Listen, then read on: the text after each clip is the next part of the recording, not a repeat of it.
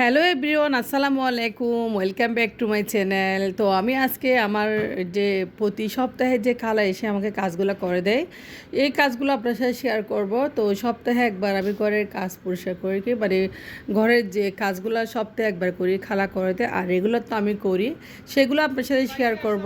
তো বাইরে গেছিলাম, বাইরে থেকে আসলাম, বাইরে থেকে খুবই প্রচুর গরম পড়তেছে, আসার সময় আইসক্রিম নিয়ে চলে আসলাম।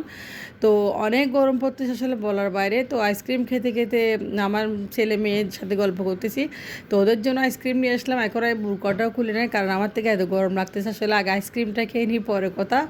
যাই হোক, বসে বসে আগে আইসক্রিমটা খেয়ে নিচ্ছি। বুরকাটা যে খুলবো এটার মাথা আসতেছে না, কারণ বাইরে থেকে এসে মাথাটা একদম হিট হয়ে গেছে। তো প্রচুর গরম পড়তেছে, আবারও খাচ্ছি আমি এদিকে শরবত। দেখেন, তো ঠান্ডা পানি দিয়ে শরবতও খেয়ে নিচ্ছি, কারণ আমার এত গরম লাগতেছে। আসলে আইসক্রিম খাওয়া আবার শরবত দুটাই খেয়ে নিচ্ছি।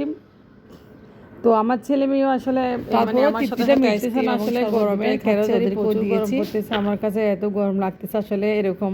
তো এখন ভর দুপুরবেলা, এখন 12টা হয়েছে, আমি এখন রান্নাবান্না করি না। আজকে ঘরে অনেক কাজ বের করেছি।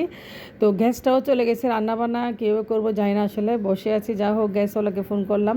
তো এদিকে শরবত দিচ্ছি বাচ্চাদেরকে 2 গ্লাস, দুইজনকে, ওরাও খেয়ে নিচ্ছে, আমিও খেয়ে নিলাম। আসলে খুব ভালো লাগতেছে।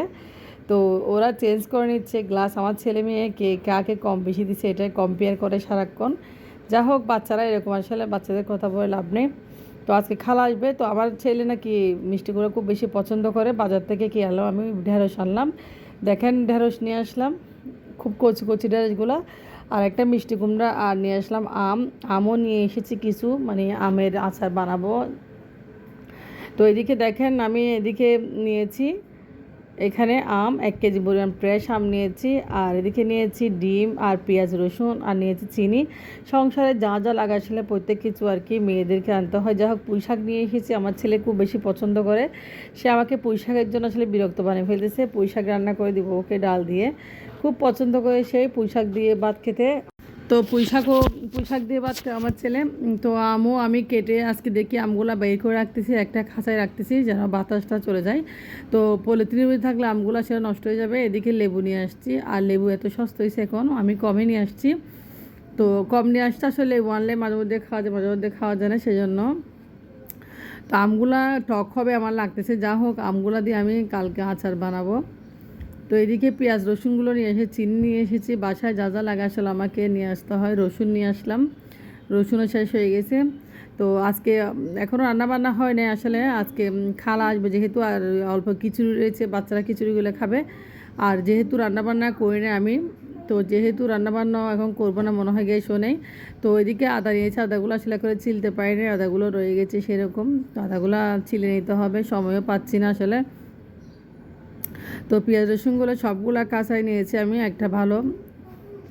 তো পলিথিন থেকে সবগুলো সবজি এবং সব কিছু বের করে নিয়েছি, একসাথে রেখেছি।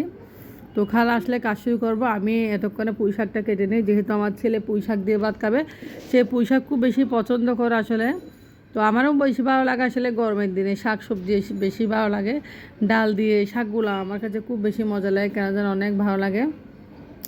তো আমি রান্না করে নিচ্ছি পুঁই শাক আগে কেটে নিচ্ছি। পুঁই শাকগুলো একদম কচি ছিল, খুব ভালো ছিল।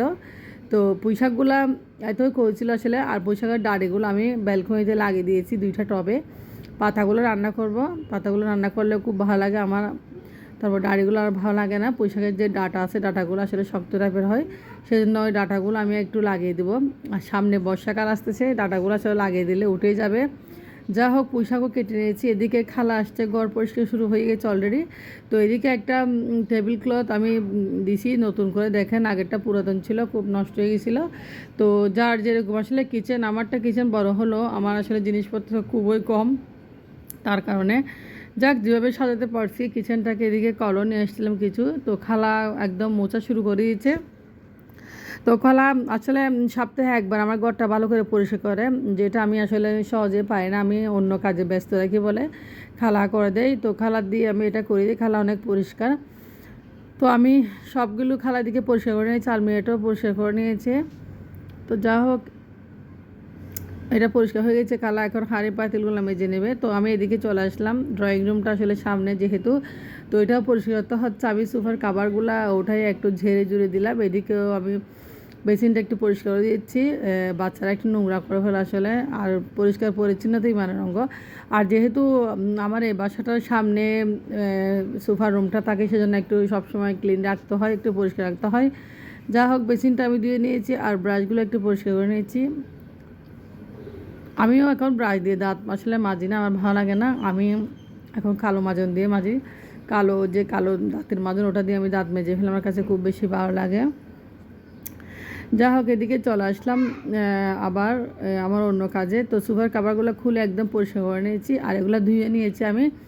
তো কাভারগুলো একদম পরিষ্কার করে ঝেড়ে ঝুড়ে আবারও বিছিয়ে দিলাম সুন্দর করে, যেহেতু কালা ঘরটা ঝাড়ু দিবে। তো উনি ভালো করে ঘর ঝাড়ু দিবে, আসলে ওনার কাজ হচ্ছে ঘর ঝাড়ু, আর আমি অন্য কাজগুলো করে নিয়েছি। তো রান্নাবান্না যা ছিল তা আমরা অফ ক্যামেরায় খেয়ে নিয়েছি। আসলে আপনারা দেখেন, আজকে মিষ্টি বানিয়েছিলাম। ফ্রিজটা দেখেন কী অবস্থা, নোংরা হয়ে আছে। তো ফ্রিজটাও পরিষ্কার করছে খালা, দেখেন খুব সুন্দর করে আজকে পরিষ্কার করা হবে। তো এদিকে খালা দোয়া ঘষা মাজা করতেছে, এদিকে হাঁড়ি পাতিল সব আসলে খুব অপরিষ্কার হয়ে গেছে। তো ছাই দিয়ে একটু খালা এগুলো ঘষা মাজা করলে, আমি আসলে পাই না, আমার হাতে খুব একটু সমস্যা আছে, তাই আমি ছাই দিয়ে ঘষা মাজা খুব কম করতে পারি। যাই হোক, মাঝে মাঝে চেষ্টা করি। এদিকে খালা হাসাহাসি করতেছে আমার সাথে। তো এদিকে আমি ঝাড়ু দিয়ে এখন গোসল করতে চলে যাব।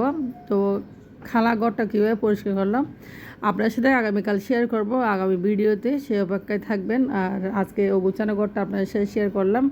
যা হোক, আজকের ব্লগ ভিডিও একটু পর্যন্ত। আপনারা অবশ্যই আমার সাথে থাকবেন, পাশাপাশি থাকবেন। আল্লাহ হাফেজ, আসসালামু আলাইকুম।